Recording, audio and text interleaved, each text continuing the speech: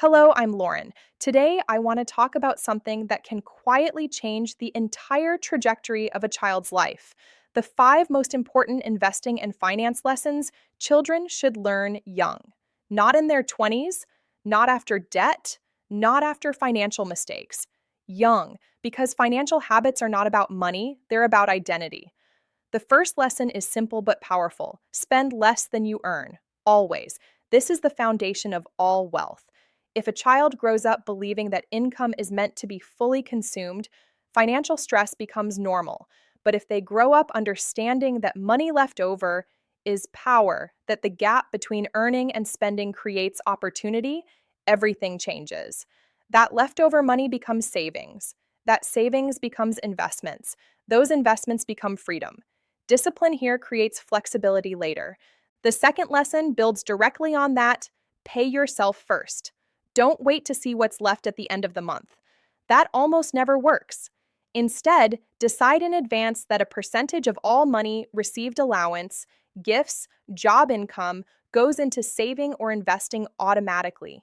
It could be 10%, it could be 20%. The number matters less than the habit.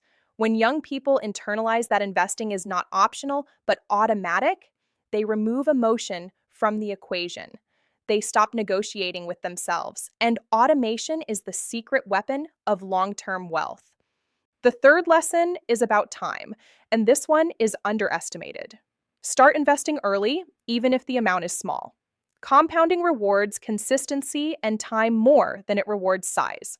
A teenager investing modest amounts has a mathematical advantage that no adult can ever fully recreate. It's not about having thousands of dollars, it's about building the behavior and giving the money decades to grow.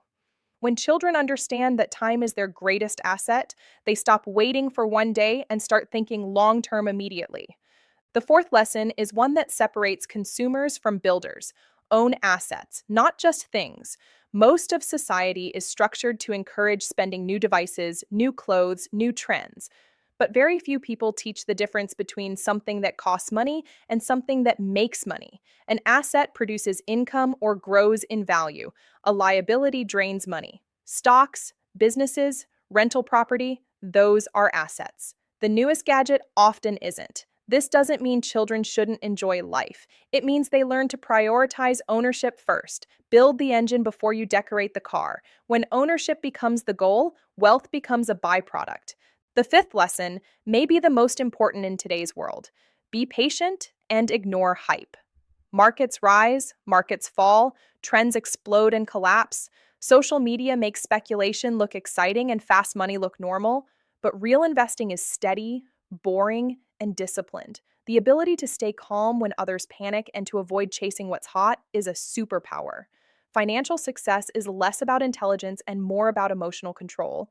If a young person learns to think long term and resist impulse, they already have an advantage over most adults in the market. Now, here's the deeper truth behind all five lessons. These are not just financial tips, they are identity statements. A child who spends less than they earn sees themselves as disciplined. A child who pays themselves first sees themselves as intentional. A young investor who starts early sees themselves as forward thinking. A person who buys assets sees themselves as an owner. And someone who ignores hype sees themselves as steady and confident. Money magnifies who you already are. If someone is impulsive, more money magnifies the impulse. If someone is patient and strategic, more money magnifies that strength. That's why teaching these principles early matters so much. You are not just teaching math, you are shaping character. Imagine a young adult who graduates high school already understanding these ideas. They automatically invest part of every dollar they earn. They are not pressured into lifestyle inflation. They think long term.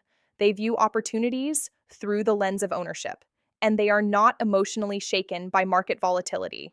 That person is ahead of the majority of adults financially before they even start a career. So if you're a parent, mentor, or influence in a young person's life, focus on these five. Spend less than you earn, pay yourself first, start investing early, buy assets before luxuries, and stay patient while ignoring hype.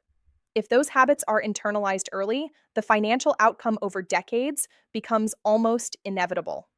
The real goal isn't raising a child who knows stock tickers, it's raising a child who understands discipline, ownership, and long term thinking. And when those traits are developed young, financial success is no longer a lucky outcome. It's a predictable one. If you like this content, please like and subscribe. We will see you soon.